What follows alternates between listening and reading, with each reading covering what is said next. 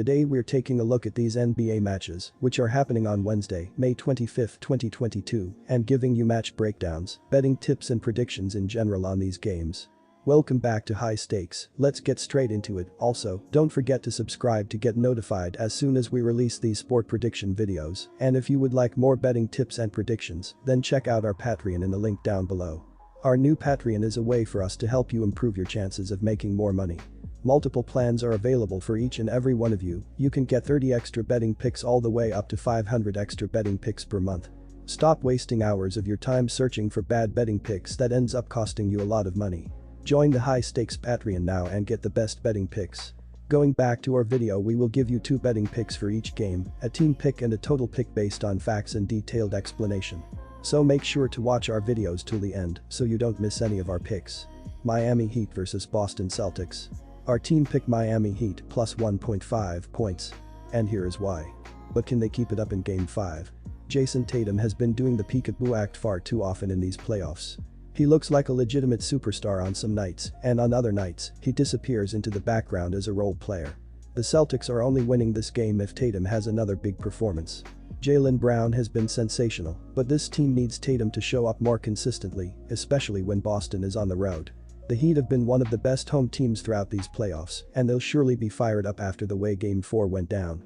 Marcus Smart and Robert Williams are both still questionable to play in this game. The Miami Heat are averaging 105.9 points on 45.5% shooting and allowing 100.7 points on 44.7% shooting.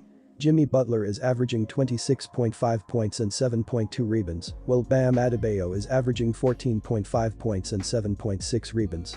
Tyler Herro is the third double-digit scorer, and Victor Oladipo is grabbing 3 rebounds.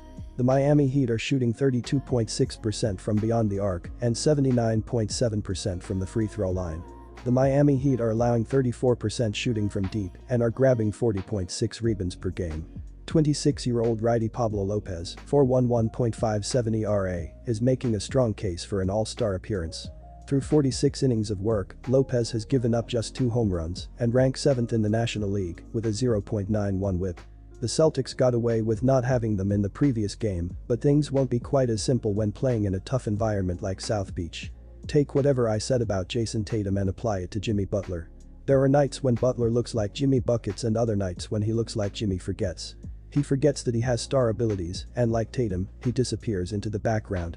Such was the case in Game 4 as he mustered only a pitiful 6 points in a game where his team shot 33.3% from the floor. The Heat would have been better off not even showing up. Victor Oladipo and Caleb Martin were the only players that scored in double figures, and they both came off the bench.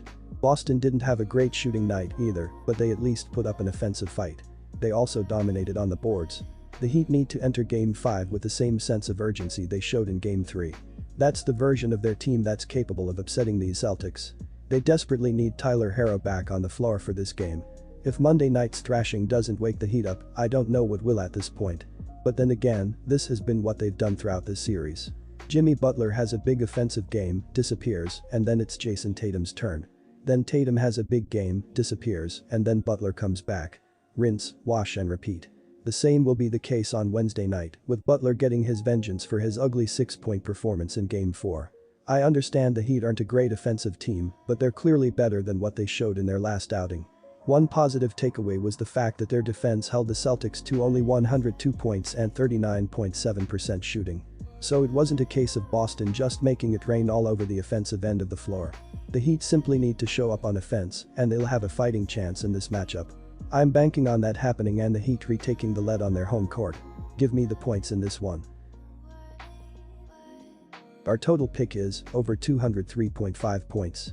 And here is why. Boston will be vying for their first lead in the series as they take the floor Wednesday night. They have already trailed 1-0 and 2-1 responded with crucial wins on both occasions. They came back 3 such times last round against the Bucks. The Celtics' top-ranked defense was in fine form in Game 4, limiting Miami to an astonishing 33% from the field on 30/90th shooting. Overall, Boston allows the fewest points per game in the NBA, limiting opponents to just 104.5 per contest.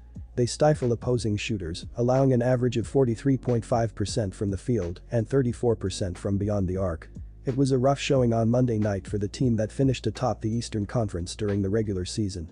The Heat are a well-balanced unit but got absolutely dismantled in Game 4 and are now searching for answers ahead of a high-stakes Game 5. Despite their woeful shooting from the field, Miami fared better from long range, converting at a 38% clip from beyond the arc. The Heat are the best three-point shooting team in the NBA, averaging roughly 38%.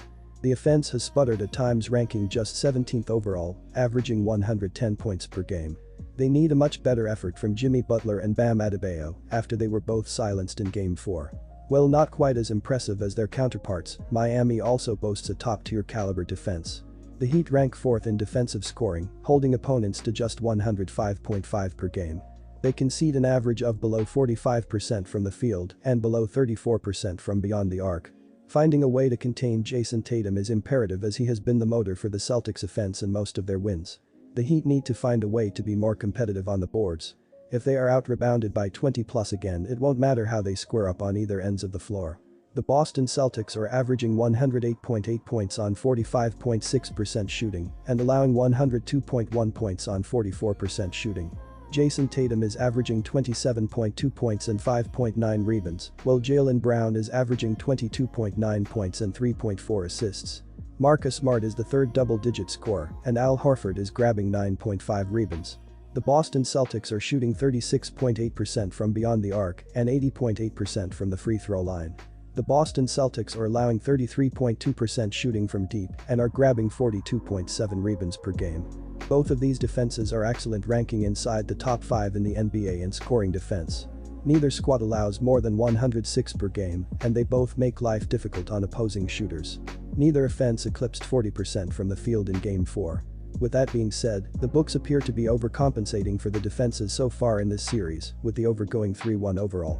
Both teams have elite offensive weapons in the form of Tatum, Brown, Butler, and Adebayo, all of whom can get hot in a hurry. Expect to see much better shooting performances all around in Game 5. The over is 8-1 in Boston's last 11 games as a road favorite and 3-1 in Miami's last 4 home games. This won't be a shootout, but it also won't be the defensive slugfest we saw in Game 4.